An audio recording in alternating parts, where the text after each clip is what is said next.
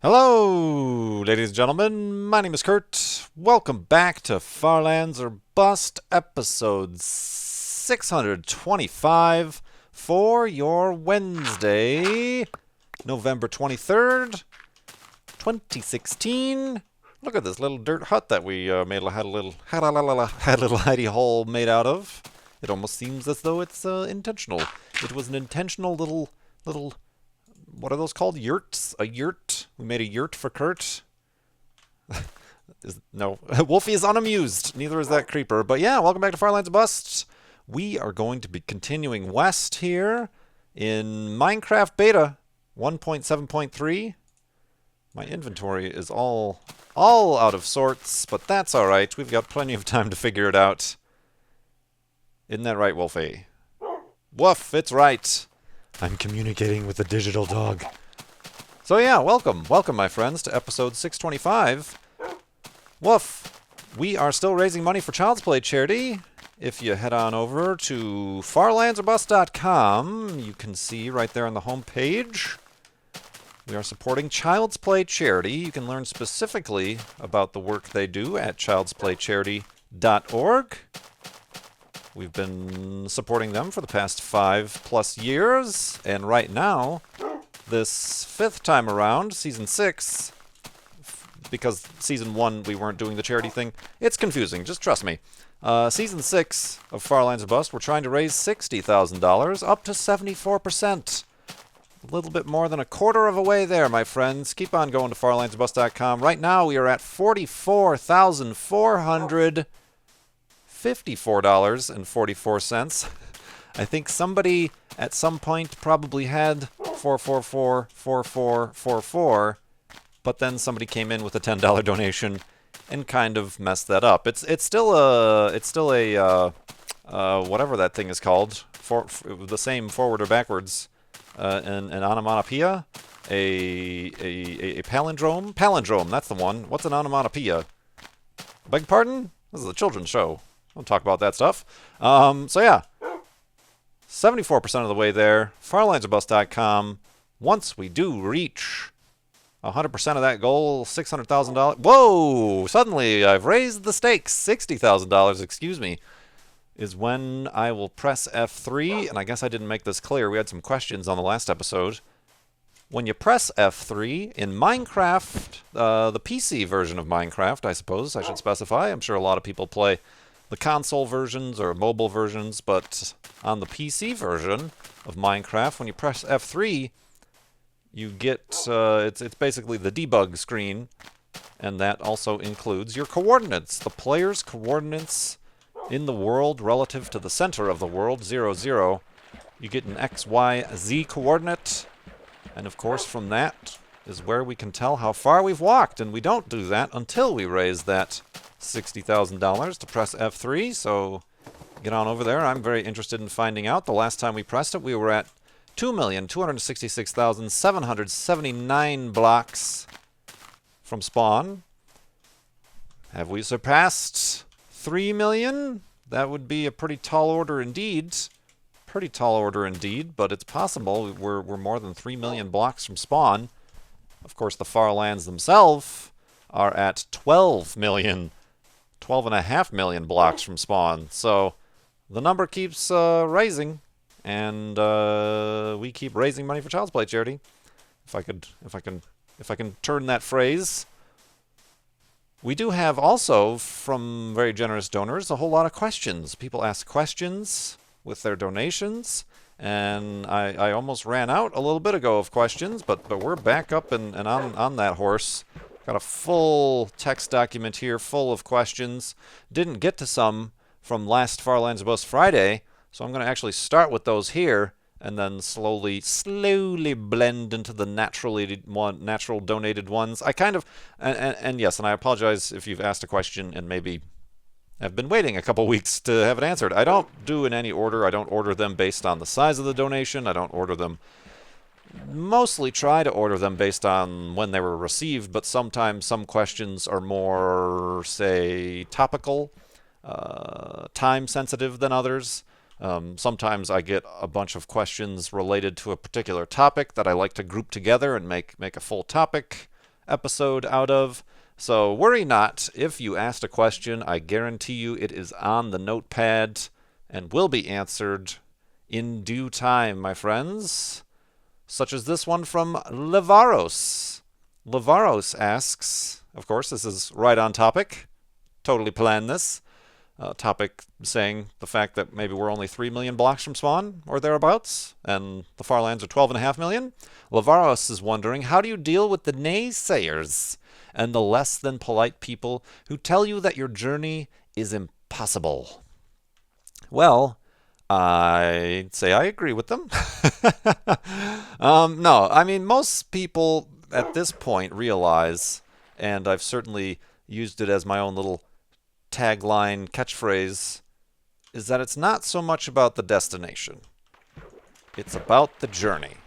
And there are quite a many, I don't know, cheesy greetings cards that you can plant that quote on as well, and I'm sure it exists in various forms.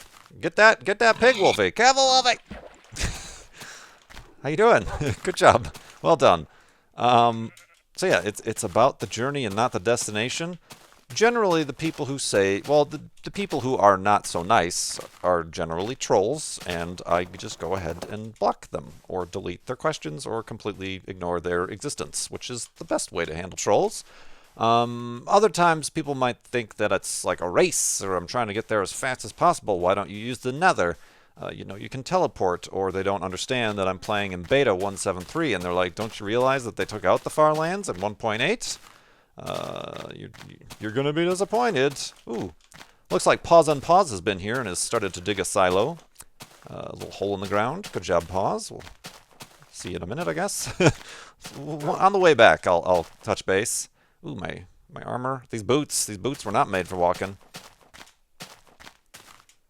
So yeah, I really just, and it's even come down to the point where a lot of longtime Farlanders in the comments or wherever it may take place will respond to them in kind that, hey, this isn't about getting there 8 times faster in the nether, and this isn't about cheating or flying or using a super flat world or whatever.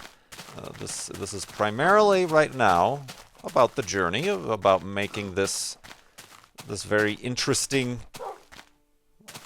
well, hopefully interesting Let's Play, as I don't want to be like tooting my own horn there, but a unique Minecraft Let's Play. It's now more of a podcast almost, answering these questions, but also about the journey.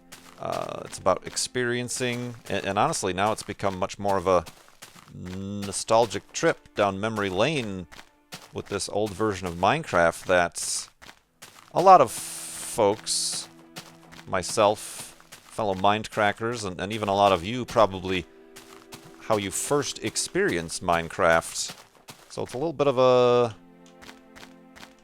I don't know, an ode to a time long past, 6 years ago or so, when we all first started learning about Minecraft. Of course, a lot of people finding this series right now might have only just started with Minecraft recently, in the last couple months, so the only type of Minecraft they know is the current versions of Minecraft, or the mobile, or the console versions of Minecraft, so they don't quite have that same affinity that we do, walking around the brightly lit, saturated green grasses and hearing this very delightful piano music in the background, finding your first diamonds, dealing with your first creeper explosion, then losing your house because you didn't set your spawn in a bed, or it blew up your bed, so you gotta be hunting around, and you don't have maps because maps weren't a thing. Are maps a thing? No, maps aren't a thing. Are they a thing in this version? I don't know that I've ever crafted a map.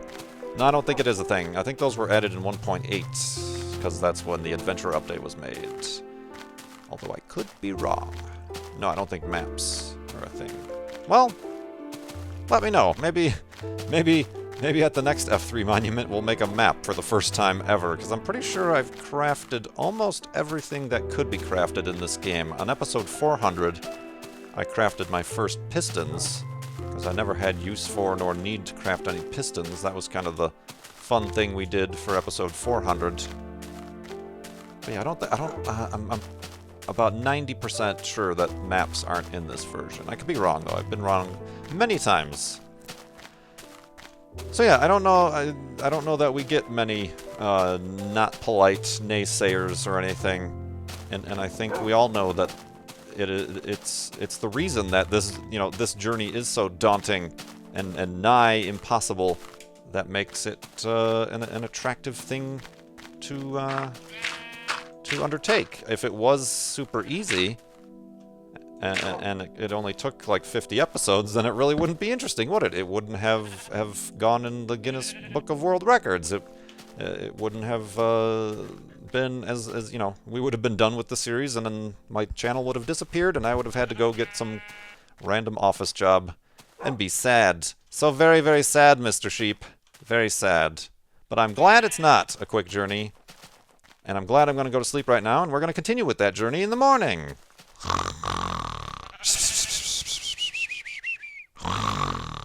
And awakeness.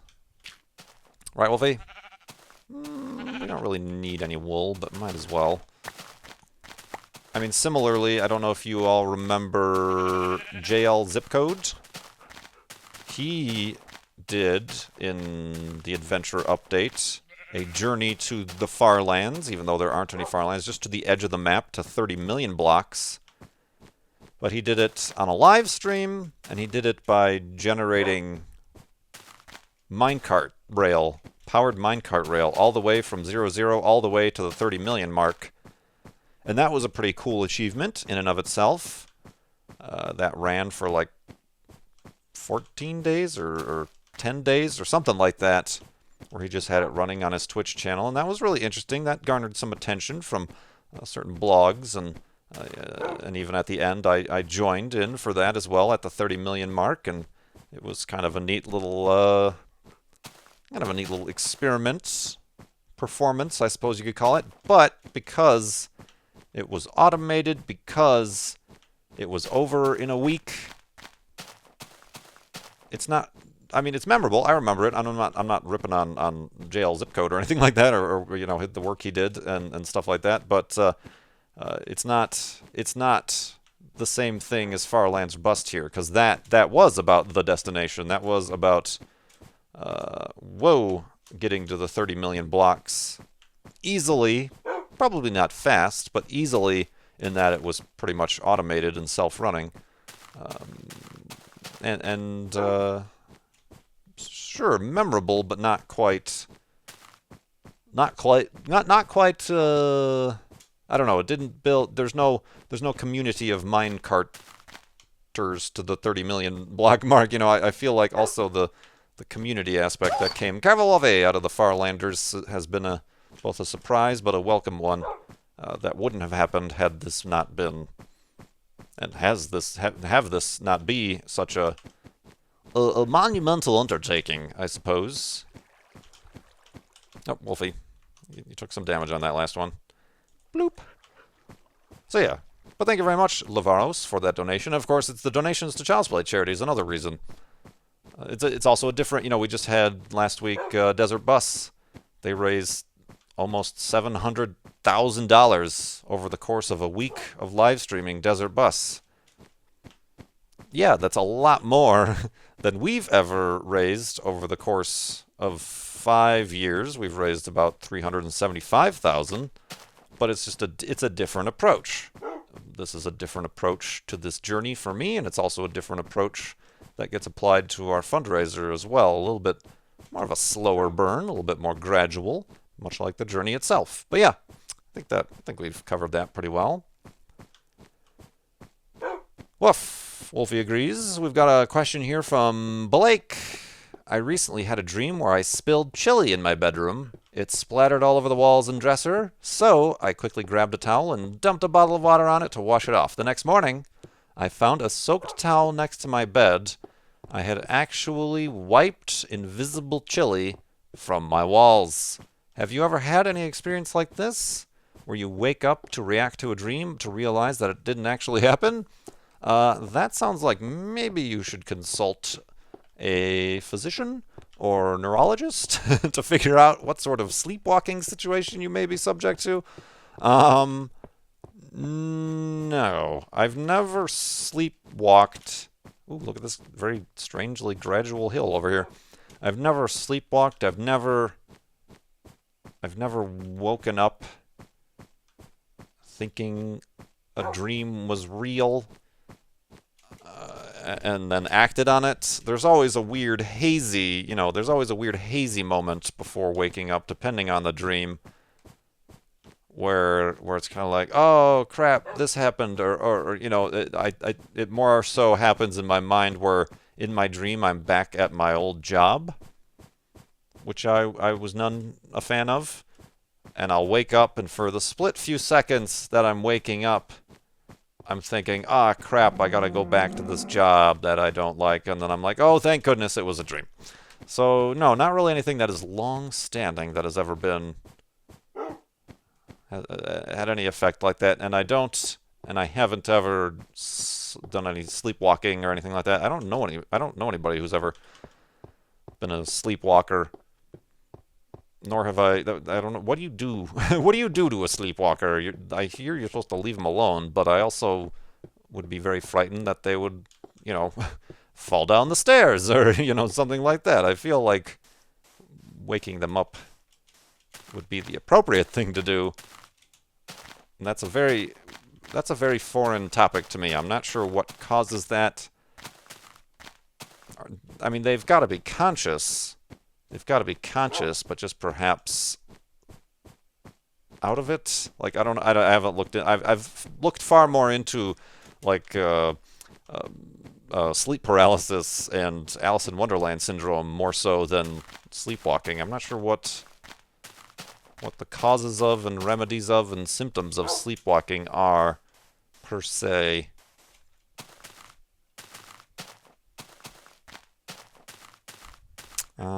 So yeah, I know Anders has an interesting story similarly about similar things. So ask Anders to tell that story. I don't think I'm at liberty to share the time he was beating up an intruder in his bedroom. Oh man, it's much better when you get Anders to tell stories. So yeah, anyway, thank you, Blake, for sharing your very interesting Invisible Chili story. That is going to be the name of my next GarageBand, by the way. Invisible Chili. And thank you very much for the donation to Child's Play charity. Timo asks, how do you think your Walking East experiment went overall? And what, if anything, did you learn from the experience? Well, it certainly got a lot of donations. I feel, even though it didn't meet the goal I was going for, it certainly caused a positive spike in donations to Child's Play charity. For those of you who don't know, 'twas a dark time in Far Lands of Bust history, but we were really hurting for some donations. Had a real slump of donations to Child's Play charity. So I decided, even after I discussed it with fellow YouTubers, Mindcrackers, we all thought it was it was a cracking good idea. Just a jolly good idea. That, how about I stop, turn around, and start walking east instead of west until I raise a certain amount of like a mini milestone, and then I'll turn back around and we'll get to enjoy all the things we've seen in one direction in the other direction. It'll be a jolly good time, and certainly there were a lot. It caused a split is the problem. It caused a split. There were people who had the same sense of humor, I suppose, as I did, and were like, "This is hilarious. Donate. Let's do this." And then others found great offense to it and to themselves for some reason. And I suppose it was at that point that I realized that there are some who are a lot more invested in this series than maybe even I am, to perhaps a fault. And maybe to them, the goal is, it is about the destination more so than the journey, which is a little bit unfortunate. I feel like but it's hard for me to say that that's the way you have to experience this, is the way that I want you to experience this. So, yeah, that kind of made it a little bit of a sour taste in my mouth, and I figured, okay, we'd had enough. We'd had enough. I mean, it was certainly an interesting way to I suppose, weed out perhaps some toxicity in the community, I guess. I don't know. Of course, this was also much before I really had what I consider the current community that I have. Mostly thanks to the patron server and the subtub and all these other different efforts I'm putting forth. So it was really a community of individuals more so than currently what I see as a community of groups and friends and people who play Minecraft together. So yeah, I'm not sure, I'm not sure if I did it now, if it would go any better or not. I'm not going to do that now, by the way. But then again, I suppose it also made me realize that maybe what happens in the game isn't directly related to the charity itself. They almost seem like separate entities. Like the only thing that it's really tied to is pressing F3. If we raise this amount, then I press F3. There's really, to try to make something else in the game drive donations is tough. It's not like one of our charity UHCs where we can donate to give a golden apple or a potion or whatever, diamonds. It's a lot more difficult, and perhaps a lot more of the reason why our charity efforts are a little bit more slow, on the slow burn side of things, than say your marathons or your stunt related activities. And your whatnots that tend to dominate other... Ooh, okay then, I guess that happened. That tend to dominate other gaming charity efforts. I'm not sure. I'm glad I did it. I learned, like I said, I learned those things about it, and some people seem to enjoy it, but... Yeah, perhaps I was getting a little bit desperate to get the donations in. Perhaps it was about those same times that YouTube was making a lot of dumb changes that were hurting a lot of us more regular style. And I mean regular not as in our dietary intake, but I mean regular as in just kind of let's go to sleep. I'll talk about this in a second. I gotta go to sleep. Oh, I spilled my chili. And wipe all the chili off the wallsness. Oh, man. But, I mean, regular... That's still really odd. There's a cartoon about that by Tarawa, where I have a conversation, and then, hold on, I have to sleep for a second, and then I just continue the conversation as if nothing happened. Really, another goofy part about the Far Lands Bus Journey. But yeah, as far as I mean, those of us who put out regular content, we have series like Far Lands of Bust or other people have, Mindcrack or whatever series you may think of that somebody puts out over a long duration of time. Just have regular content, not relying on the viral, the hits, the clickbait, the sort of stuff that now YouTube seems to have preferred, the topical stuff, the newsworthy things, the crazy thumbnail stuff with the I'm leaving YouTube thumbnails, and things that are probably much more lucrative, but the decisions being made certainly affect and impact those of us who aren't quite either good at... Careful, Wolfie, did you fall in that ravine, you screw? You totally did, didn't you? Something I and many of the people I know aren't comfortable doing, and don't even see that as a choice, so we're just trying to make it. We're just trying to make it, man. So, yeah, anyway, that kind of took a weird curveball there at the end with the topic, but, yeah, that's what I think, the post-mortem on the Walking East experiment, we can call it. It was all for science. For science! Let me try to get out of here.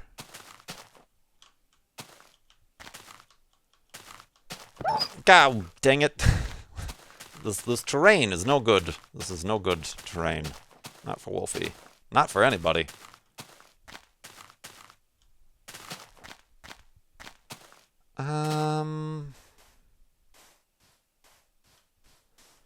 DJ Sylvian asks, being an aerospace engineer, I am an aerospace engineer? No, he is. An aerospace engineer, student myself, I must ask, if you had to choose between any of the engineering fields, which one would you most likely study or work in? Well, here's a bit of Kurt J. Mac trivia that I'm not sure I've shared with anybody, excuse me, but I actually was, as I continually am, I was very indecisive and confused and didn't know what path I wanted my life to take out of high school when, you know, it's suddenly thrust upon you. Quick, go to college, choose a major. This is what you're going to do for the rest of your life. Hope you don't make the wrong choice. I had no idea what I wanted to do in like the junior year of high school and things when we here in the States start to visit colleges and make those type of decisions. And I started looking at schools and programs for electrical engineering. I took some electronic classes in high school, and it was really interesting to me, you know, circuits and things and stuff. I don't remember half of it anymore, to be honest with you. So I was actually looking at electrical engineering. Something that you may remember that I've mentioned before is that I am terrible at math. So any form of engineering is really off the tables and was really off the tables for old Kurt J. Mac because of the whole fact that I'm terrible at math. I do not enjoy math. Certainly, you know, school math classes sort of things. So that idea quickly went up in smoke, literally, much like a failed circuit, and ended up shifting towards art. A huge shift. That's how confused I was. I was like, I could go into electrical engineering or art.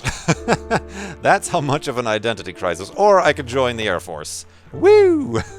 Let's try not to give ourselves too wide a spectrum to get confused in. Oh man, talk about rudderless. Whew, boy. Let's not. I don't really want to revisit those spaces in my brain. Let's carry on. So yeah, I mean, since you asked, that's probably what I would do. And honestly, it might even be a lucrative sort of engineering, what with the advent of computer technology and all that sort of thing with electrical engineering, you know, but even more so, you know, I'm sure aerospace industry needs electrical engineers too, and computer engineers, and you know, even as far as battery sort of power sort of related engineers. I don't know how specific things get, but possibly lucrative, but probably not what the gray matter that sloshes around in my skull is not quite built for such things as these. I think I really sucked, honestly, in the electronics classes, doing like, there's like a bunch of equations and diagrams. Okay, how many ohms of this happens through this diagram of transistors and resistors and whatever, and you know, what's the output, what's this required, where does this, you know, I was really horrifyingly bad at that. And I really just like the hands-on stuff, like soldering circuit boards and making little robots, or I made a distortion box for my electric guitar that I had, and it was that sort of thing that I really liked a lot more, say, than the, I suppose, what would be considered the engineering side of things. But yeah, good luck, by the way, with your aerospace engineering schooling. Let's see. Let's use another boat. I'm kind of picking and choosing here.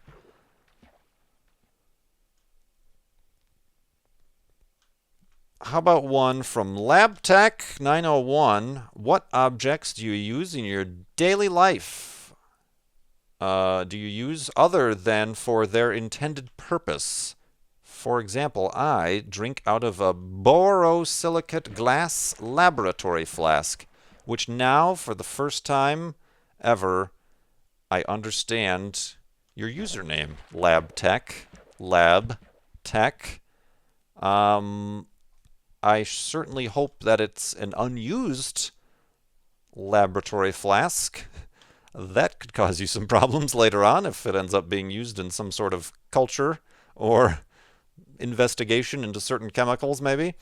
I'm trying to think, and I don't think I use anything that it is not intended for. I'm like thinking about like my car, here at my desk.